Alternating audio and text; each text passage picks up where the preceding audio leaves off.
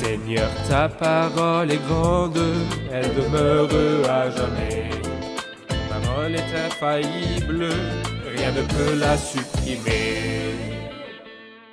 Bienvenue à vous, chers spectateurs, ainsi qu'à tous les spectateurs qui sont chers au cœur de Dieu dans le monde entier. Je remercie Dieu pour cette nouvelle occasion d'ouvrir la Bible, la vraie lumière, la nourriture qui subsiste, et d'atteindre les spectateurs du monde entier. C'est une occasion de lumière, une occasion de satiété et une occasion de connaître la pensée de Dieu à travers la Bible. Je vous encourage à préparer votre Bible et à l'ouvrir au chapitre que nous étudions dans l'épisode d'aujourd'hui, à savoir le 2e chapitre de la 2e épître de l'apôtre Paul aux croyants de Corinthe. Je vous encourage également à rassembler votre famille et à vous asseoir ensemble devant la parole de Dieu pour un enseignement plus approfondi. Permettez-moi tout d'abord d'accueillir nos invités, les serviteurs du Seigneur, le frère Moïn Bachir, bienvenue, le frère Isaac Elia, bienvenue. Bienvenue aussi à nos invités, honorés de vous avoir. Frère Moïn, dans la 2e épître, Paul avait pris position avant cela. Il avait une grande tristesse pour eux dans la 1re épître, mais la situation a clairement changé dans la 2e épître. Pourquoi a-t-elle changé et dans quelle mesure? Lorsque Paul leur écrivit la 1re épître après avoir appris la nouvelle qui l'a attristé, il leur écrivit l'épître tout en étant attristé par leurs conditions. Il leur écrivit pour les traiter pour leur bien. Mais lorsqu'il reçut la bonne nouvelle, il se réjouit qu'ils aient donné suite à son épître, qu'ils aient résolu les problèmes dont il leur avait écrit. Il leur dit ici, si je vous ai écrit avec tristesse, ce n'est pas pour vous attrister, mais pour me réjouir de vous et des fruits de votre obéissance et de votre soumission à la parole de Dieu. Paul craignait de revenir vers eux et de les retrouver alors qu'il était dans le même état de tristesse à cause de la situation dans laquelle il se trouvait. Il leur dit, si je viens dans la tristesse, qui me réjouira? Le désir de son cœur était de voir du fruit en eux afin de pouvoir se réjouir en eux. Il craignait de les trouver dans la même situation, de les trouver dans la tristesse, ce qui pourrait être l'une des raisons pour lesquelles il a reporté la visite à plus tard. Et il leur a envoyé la 2e épître après la nouvelle qui l'a réjoui. Parfait. Je vais lire quelques versets du 2e chapitre et revenir vers vous, frère Isaac, avec une question. Chapitre 2. J'ai donc décidé en moi-même de ne pas retourner chez vous dans la tristesse. En effet, si je vous attriste, qui peut me réjouir, sinon celui que j'ai attristé? J'ai écrit comme je l'ai fait pour ne pas être attristé à mon arrivée par ceux qui devaient me donner de la joie, car en ce qui vous concerne, je suis convaincu que ma joie est aussi la vôtre à vous tous. C'est dans une grande souffrance, le cœur angoissé, avec beaucoup de larmes que je vous ai écrit, non pas afin de vous attrister, mais afin que vous sachiez quel amour débordant j'ai pour vous. Si quelqu'un a été une cause de tristesse, ce n'est pas moi qui l'a attristé. C'est vous tous, du moins dans une certaine mesure, pour ne rien exagérer. Le blâme qui lui a été infligé par la majorité d'entre vous est suffisant pour cet homme. Maintenant, au contraire, vous devez plutôt lui pardonner et l'encourager de peur qu'il ne soit accablé par une tristesse excessive. Je vous engage donc à faire preuve d'amour envers lui, car je vous ai aussi écrit dans le but de savoir, en vous mettant à l'épreuve, si vous êtes obéissant à tout point de vue. Or, à qui vous pardonnez, je pardonne aussi. Et si j'ai pardonné quelque chose à quelqu'un, je l'ai fait à cause de vous, en présence de Christ, afin de ne pas laisser à Satan l'avantage sur nous, car nous n'ignorons pas ses intentions. J'aimerais avoir votre commentaire sur les conseils de Paul aux croyants de Corinthe au sujet du frère qui vivait dans le péché. De très bons conseils, en fait. Il leur dit qu'en tant que croyants, nous sommes censés être une source de joie les uns pour les autres. Le fait qu'un frère ait péché vous a attristé, et m'a attristé, mais la tristesse que j'avais n'était pas pour vous attrister, mais pour vous prouver que je vous aime. Ou aussi, c'est une preuve de mon amour pour vous. C'est dans une grande souffrance, le cœur angoissé que je vous ai écrit, mais puisque ce frère est revenu et s'est repenti, il est bon que je vous exhorte à lui témoigner de l'amour. Le blâme est suffisant pour cet homme. Maintenant, au contraire, vous devez plutôt lui pardonner et l'encourager, de peur qu'il ne soit accablé par une tristesse excessive. Je vous engage à faire preuve d'amour envers lui et à lui pardonner afin de ne pas laisser à Satan l'avantage sur nous, car nous n'ignorons pas ses intentions. Satan veut que cet homme s'éloigne pour toujours, et en plus, Satan peut vouloir utiliser cette question pour créer un problème entre les croyants. Certains diront « ça suffit » et d'autres diront « non ». En fait, c'est une question pratique très sérieuse. Dieu nous pardonne. Parfois, dans la pratique, il arrive que nous ne nous pardonnions pas à nous-mêmes. Et parfois, les frères et sœurs ne pardonnent pas. Ou du moins, ils s'en souviennent. Ils s'en souviennent et l'étiquette. Et ces deux choses sont fausses. Si je me repens et confesse, Dieu pardonne. Et pour le confirmer, l'apôtre dit « Moi aussi j'ai pardonné ». L'apôtre parle avec inspiration et son autorité est apostolique. Bien. L'apôtre dit « J'ai pardonné ». Donc, le sujet est clos. C'est censé être fini pour le frère aussi. C'est pourquoi il leur dit « Je vous engage donc à faire preuve d'amour envers lui ». Cet homme a besoin, pour se rétablir et reprendre sa place, d'un peu plus d'amour pour revenir à la normale, parmi vous. Et deuxièmement, vous devez prendre soin de lui pardonner et considérer l'affaire comme terminée. Elle est terminée pour Dieu et terminée pour moi. Je veux que vous le lui fassiez oublier et que ce soit terminé pour lui et pour vous aussi. Très bien, que Dieu vous bénisse. Nous allons faire une pause puis prendre une question du public. Chers spectateurs, je vous retrouve après la pause. Ne quittez pas.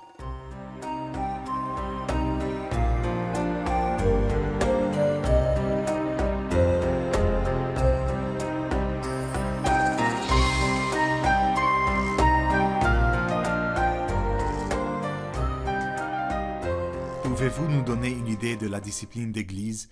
Cette discipline est-elle nécessaire et quelles en sont les étapes?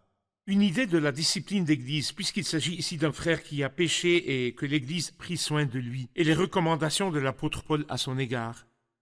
Tout d'abord, je voudrais mettre un titre à ce que vient de dire notre frère Isaac. En ce qui concerne ce sujet en général, nous pouvons dire pas de compromis et pas d'excès. En d'autres termes, pas de compromis sur la sainteté de Dieu qui est le but principal de la discipline et pas de sévérité excessive à l'égard du frère qui a péché. Oui, il faut prendre position contre lui, mais ne soyons pas excessivement durs et mettons-y un terme. Revenons au sujet de la question. La nécessité de la discipline, son but et ses étapes.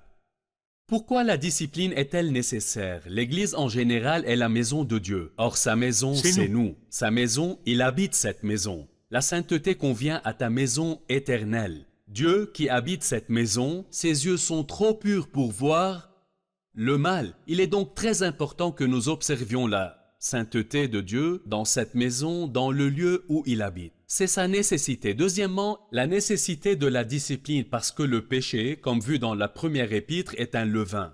Un peu de levain fait lever toute la pâte. S'il n'est pas éliminé rapidement, il se propagera dans toute l'assemblée. Lorsqu'ils verront une certaine indulgence de la part de l'assemblée, elle se répandra au reste des croyants. Le but de la discipline.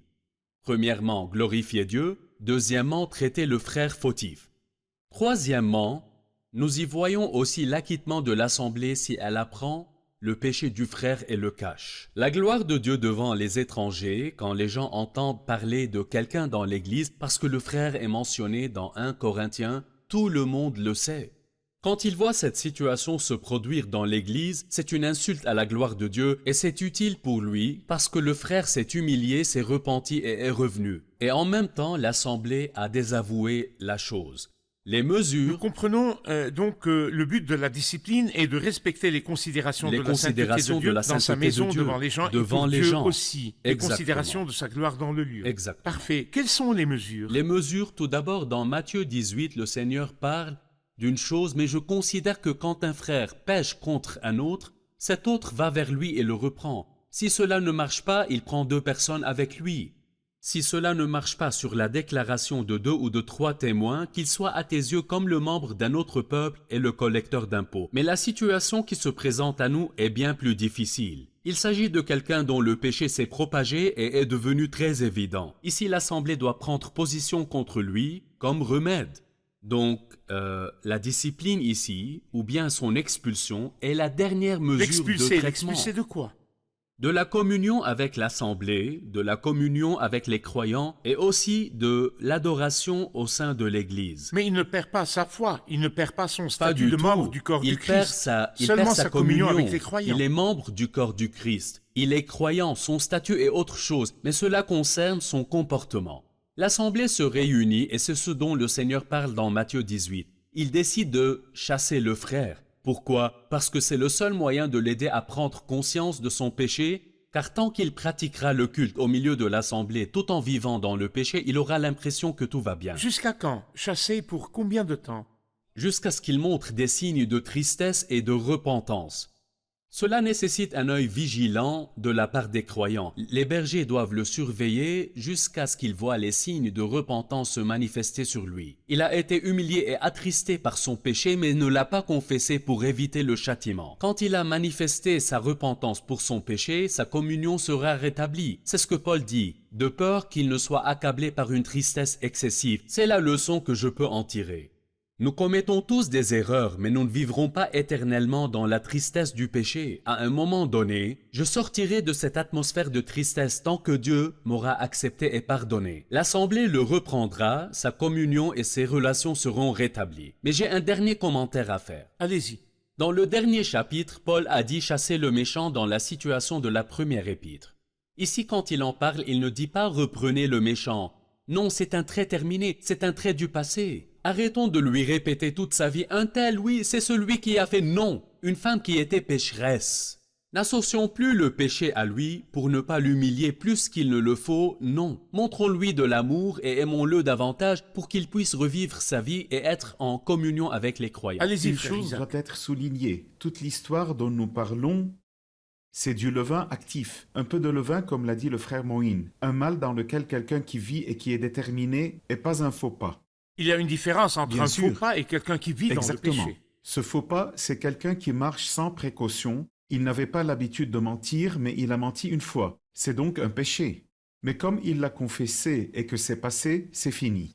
Nous le Redressez-le. redresserons. Mais si un frère se disant votre frère est menteur ou ivrogne Son ou attitude calomniateur, et son mode de vie. c'est ce mode de vie. Mhm. Il est le levain qu'il faut isoler. Il corrompra Sinon, le reste il corrompra de le l'assemblée. reste de Mais l'assemblée. le but général de cette discipline n'est pas d'éliminer le Bien sûr frère, que non. mais de le redresser. Les de le dernières redresser mesures de lorsqu'il, redressement, rien d'autre ne marchera pour lui. Prenons cette position pour Et le lorsqu'il redresser. montrera des signes de repentance et reviendra à son état d'origine, le fruit Nous de la devons repentance, l'accepter. tout doit lui être Il n'y a pas rendu. d'excès de sévérité ou d'exclusion. Parfait. Frère Isaac, je vais lire les versets à partir de 12 sur un autre sujet. Quand je suis arrivé à Troas pour annoncer l'évangile de Christ, bien que le Seigneur m'y ait ouvert une porte, je n'avais pas l'esprit en repos parce que je n'avais pas trouvé mon frère Tite. C'est pourquoi j'ai pris congé d'eux et je suis parti pour la Macédoine. Que Dieu soit remercié, lui qui nous fait toujours triompher en Christ et qui propage partout, à travers nous, le parfum de sa connaissance. Nous sommes en effet pour Dieu la bonne odeur de Christ parmi ceux qui sont sauvés et parmi ceux qui périssent. Pour les uns, un parfum de mort qui donne la mort, pour les autres, un parfum de vie qui donne la vie. Et pour cette mission, qui donc est qualifié? En effet, nous ne falsifions pas la parole de Dieu comme le font les autres, mais c'est avec pureté, c'est de la part de Dieu, en Christ et devant Dieu, que nous parlons. Votre commentaire sur ces versets? En effet, il est clair que l'apôtre Paul agit sous la direction du Saint-Esprit et c'est une chose très importante pour quiconque qui veut honorer le Seigneur dans sa vie et pour nous tous lorsque nous servons le Seigneur. Quand Paul s'est rendu à Troas pour annoncer l'évangile du Christ, une porte s'est ouverte pour lui, mais il n'avait pas l'esprit tranquille. Il n'avait pas trouvé Tite. Pourquoi voulait-il Tite? Pour avoir des nouvelles des frères de Corinthe.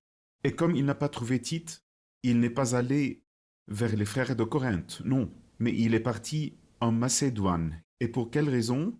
À cause de la direction du Saint-Esprit. La première leçon principale est que l'action n'est pas arbitraire et qu'elle ne résulte pas de sentiments naturels, mais qu'elle est d'après les conseils et la direction du Saint-Esprit. Il le confirme au verset 14, que Dieu soit remercié, lui qui nous fait toujours triompher en Christ. Nous vivons dans le cortège de triomphe, c'est notre statut légitime. C'est le plan de Dieu pour nous tous en tant que croyants, et qui propage partout à travers nous le parfum de sa connaissance. Nous sommes en effet pour Dieu la bonne odeur de Christ, parmi ceux qui sont sauvés et parmi ceux qui périssent. Nous sommes la bonne odeur de Christ, dont le nom est un parfum qui se diffuse. Voilà pourquoi les jeunes filles t'aiment, comme le dit l'épouse dans le Cantique des Cantiques. La vie morale du Christ est parfumée. Plus nous nous rapprochons de lui, plus son image s'imprime en nous et son parfum se répand sur nous. Parfait. Frère Moïse, nous allons faire une pause puis revenir vers vous avec une question sur les résultats de la prédication et de la diffusion de cette odeur. Certaines personnes seront sauvées et d'autres non. Le double résultat de la prédication de l'Évangile. Après la pause, je vais vous poser cette question. Chers spectateurs, je vous retrouve après la pause, ne quittez pas.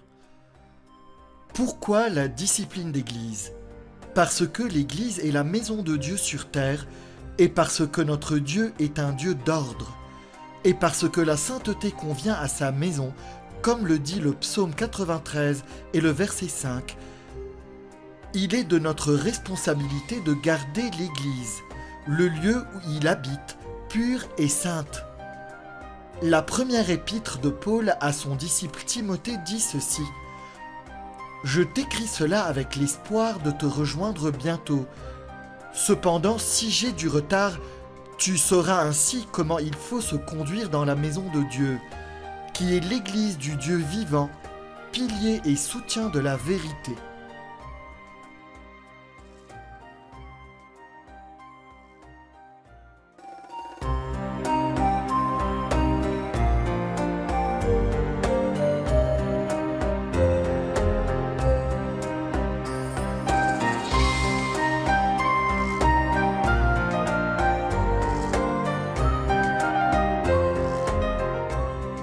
Frère Moïse, je vous ai demandé avant la pause, la prédication aboutit-elle toujours au salut et à l'acceptation du Christ? Ici, Paul compare sa prédication de l'Évangile à un cortège de triomphe.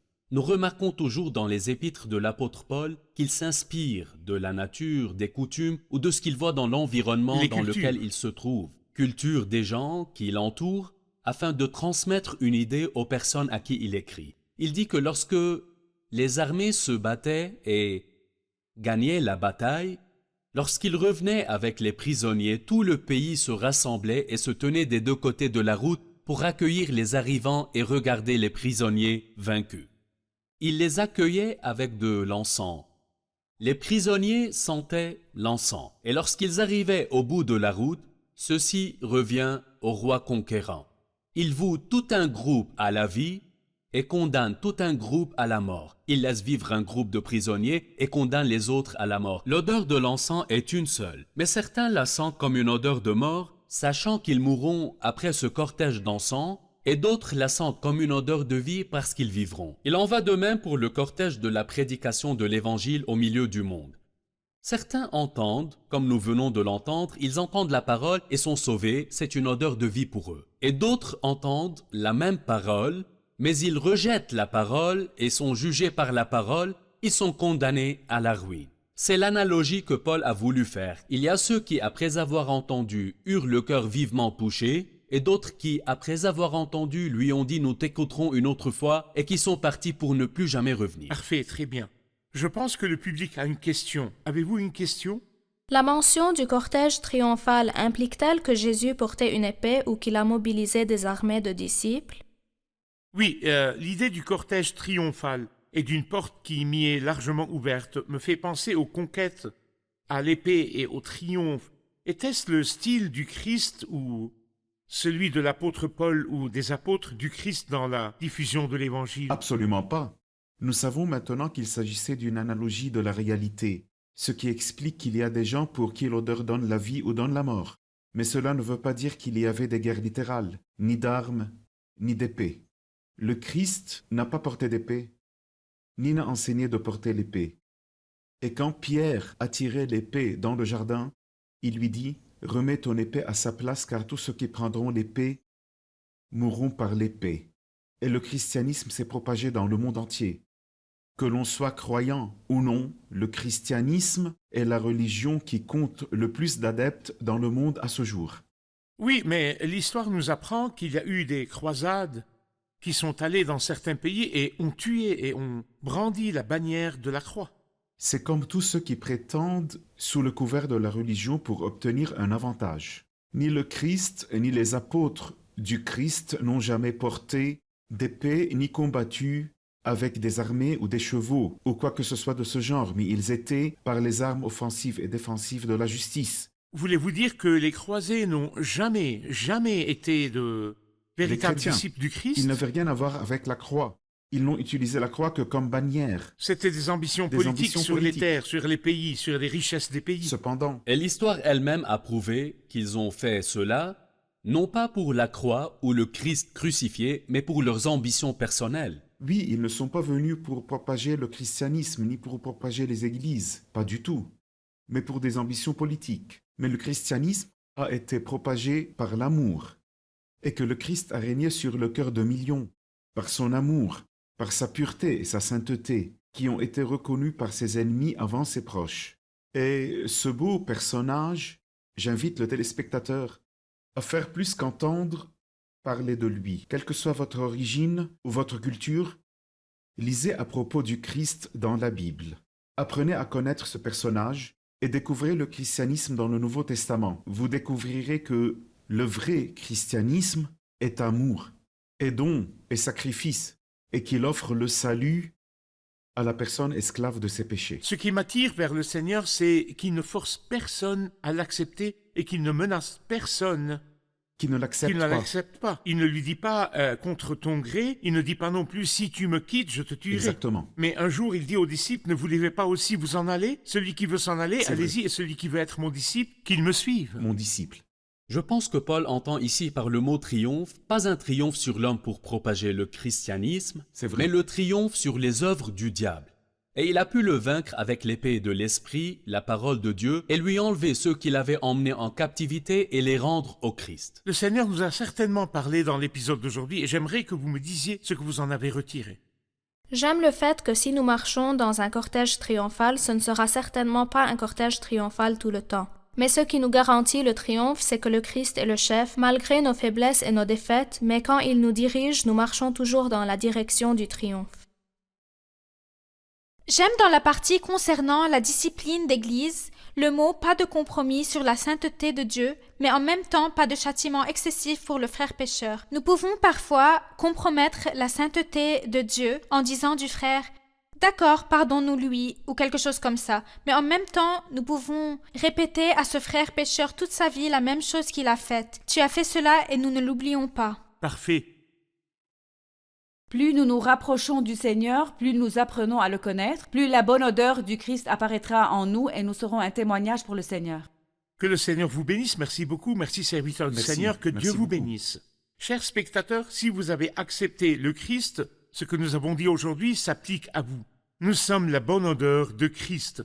Si vous avez accepté le Christ et que le Saint-Esprit habite en vous, vous devez vous rapprocher du Seigneur afin que partout où vous allez, vous puissiez refléter et répandre cette odeur. Les personnes qui vous entourent ont besoin de sentir une odeur respectable. Le monde dans lequel nous vivons est un monde corrompu, son éthique est corrompue.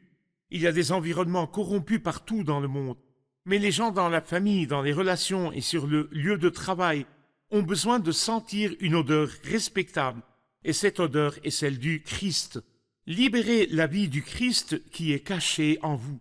Permettez au Saint-Esprit de manifester en vous les fruits du Saint-Esprit afin que les gens voient votre belle manière d'agir, qu'ainsi ils célèbrent la gloire de votre Père céleste. Mais j'aimerais vous dire, si vous avez adopté une attitude d'acceptation du Christ, ou si vous le rejetez encore aujourd'hui, la prédication du Christ et du message de l'Évangile divise le monde en deux groupes. Le groupe des sauvés et le groupe des perdus. Décidez et découvrez exactement où vous vous situez. Avez-vous accepté le Christ et faites-vous partie des sauvés? Ou êtes-vous aujourd'hui encore dans le groupe des perdus, des adversaires et des opposants qui méprisent le Christ et ses disciples? Pensez-y, car c'est une éternité sans fin. Décidez à quel groupe vous voulez appartenir. Acceptez le Christ et recevez la vie éternelle et le pardon des péchés. Je vous retrouve dans le prochain épisode. Que le Seigneur soit avec vous. Seigneur, ta parole est grande, elle demeure à jamais. Ta parole est infaillible, rien rien ne peut la supprimer.